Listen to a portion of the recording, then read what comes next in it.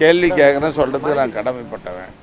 அதாவது தமிழ்நாட்டில் ஊடக நண்பர்களுக்கு வணக்கம். தமிழ்நாட்டில் பாட்டாளி மக்கள் கட்சி வன்னியர் சங்கம் ஒரு வலிமையான அமைப்பு, உங்களுக்கெல்லாம் தெரியும். அந்த வலிமை எப்படிங்கிறது இப்போ மாமல்லபுரம் மாநாடு உங்களுக்கு நிரூபித்து காட்டுச்சு.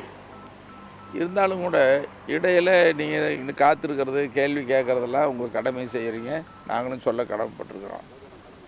ஒரு கட்சின்னா உட்கட்சியில் சின்ன சலசலப்பு பிரச்சனைகள் வர்றது ஒரு நெருக்கடி வர இயல்பு தான். எந்த கட்சி எல்லா கட்சியிலும் இல்லாமல் இல்லை. அப்படி இன்னைக்கு பாட்டாளி மக்கள் கட்சியில் ஒரு நெருக்கடியான சூழல் உருவாகி இருக்குது. நான் மறைச்சி பேசலை, இதாக பேசலை, உருவாகி இருக்குது.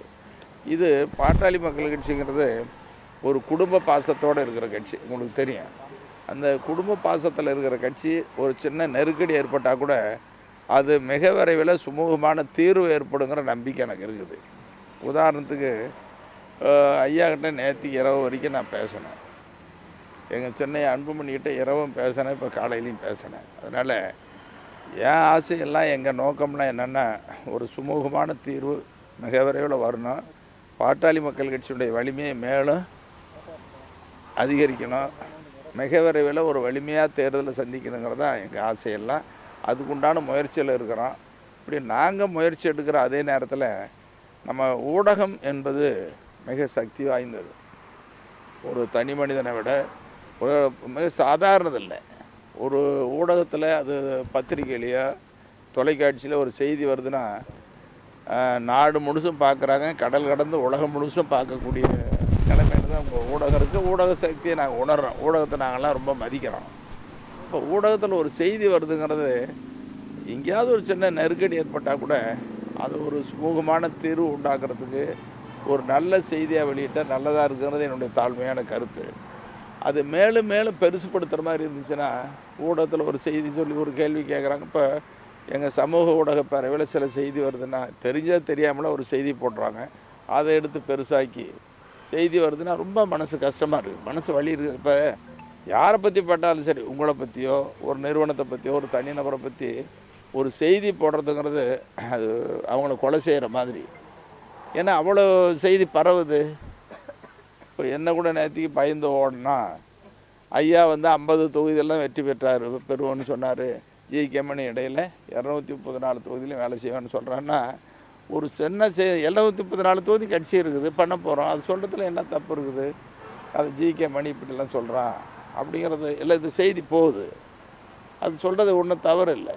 இடையில் ஏதாவது சொல்கிறதுனால என்ன தவறு இருக்குது? அதனால் நான் உங்களை ரொம்ப அன்பாகவும் பணிவாகவும் கேட்டுக்கிறது, வலிமையான ஊடகங்கிறதுனால தான் இது ஜனநாயகத்தில் 4வது தூண்னு சொல்கிறாங்க. இப்படி சக்தி மிக்க ஜனநாயகத்தினுடைய 4வது தூணாக இருக்கிற ஊடக நண்பர்கள் ஒரு சுமூகமான தீர்வுக்கு நல்ல ஆக்கப்பூர்வமான செய்திகளை வெளியிடுங்கிறது தான் என்னுடைய அன்பான வேண்டுகோள். இது ரொம்ப பெருசுப்படுத்திட்டு இருக்காங்க. எனக்கு என்ன நம்பிக்கை இருக்குதுன்னா இது ஒரு குடும்ப பாசத்தோடு இருக்கிற கட்சி, மிக விரைவில் ஒரு சுமூகமான தீர்வு வரும் அப்படிங்கிற நம்பிக்கையோடு நான் தீவிரமாக முயற்சி எடுத்துகிட்டு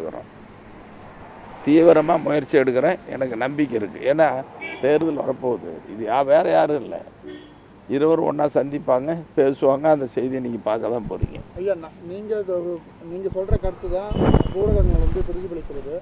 அதுபோல் இப்போ இந்த தலைவர்ன்ற பதவிக்கு பெரிய இழுபறி நீடித்து வருது.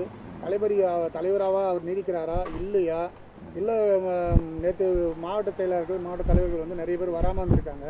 இது யார் ஐயாவை புறக்கணிக்கிறதா எடுத்துக்கலாமா? இது உட்கட்சி பிரச்சனை. உட்கட்சி பிரச்சனையை பொது வெளியில் ஊடகங்கள் ஒரு செய்தியாக என்னை பொறுத்த வரைக்கும் சொல்லக்கூடாதுன்னு நினைக்கிறேன்.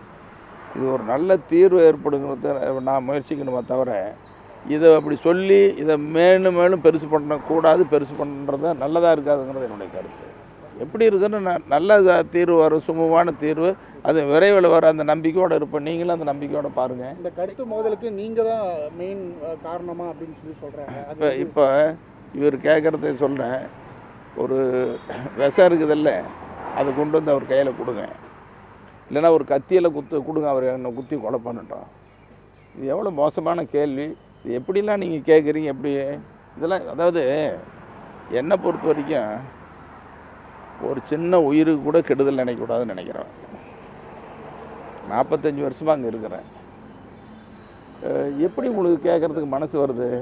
நீங்கள் 45 வருஷத்தில் எங்கள் கட்சி சாதாரண தொண்டன்லேருந்து, எங்கள் கட்சிக்காரங்கள்லேருந்து, அல்லது எங்கள் கட்சிக்கு அப்பாற்பட்டவங்கலேருந்து, ஊடகத்திலேருந்து ஜிகே மணி அப்படி தவறு பண்ணோன்னா ஐயோக்கு நான் என்னைக்காவது ஒரு கேள்வி யாரையாவது மனசாட்சியை தொட்டு சொல்லுங்கள். உங்கள் மனசாட்சியை தொட்டு சொல்லுங்கள். நீங்கள் இந்த கேள்வி கேட்குறீங்களே, உங்கள் மனசாட்சியை தொட்டு ஜிகே மணி இப்படி செய்வானா, அப்படி பேசுவானா நினச்சி பாருங்கள்.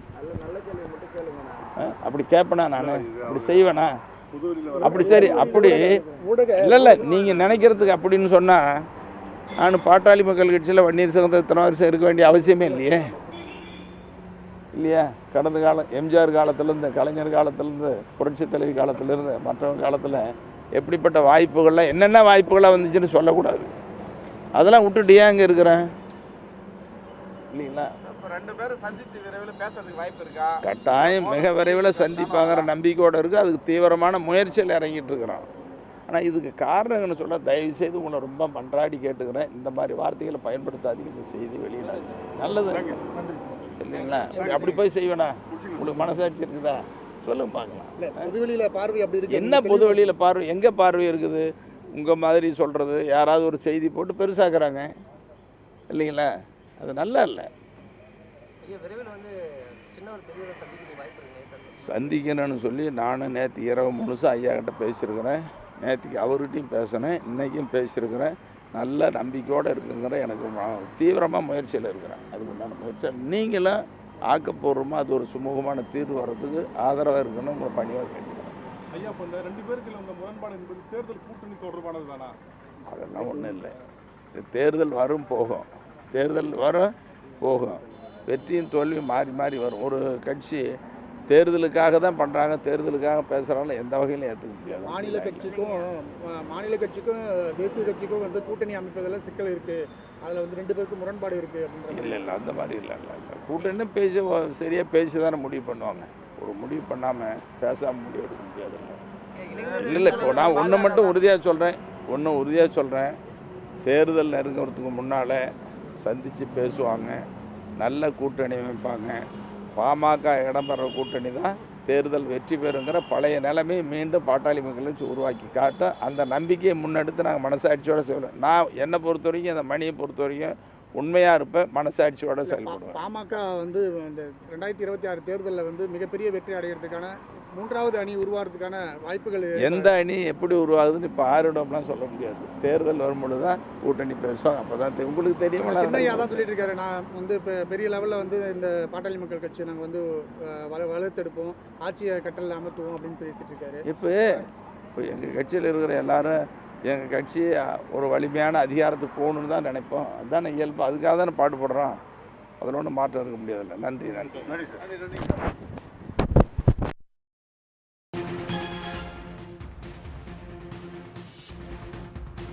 பாமக நிறுவனர் ராமதாஸ் தலைமையில் தைலாபுரத்தில் 2வது நாளாக நடைபெற்று வரும் ஆலோசனை கூட்டத்தை பற்றி செய்தியாளர்கள் எழுப்பிய கேள்விகளுக்கு ஜிகே மணி பதிலளித்த காட்சிகளை பார்த்தோம். உடனுக்குடன் செய்திகளை தெரிந்து கொள்ள சன் நியூஸ் பெல் ஐகானை கிளிக் பண்ணுங்க.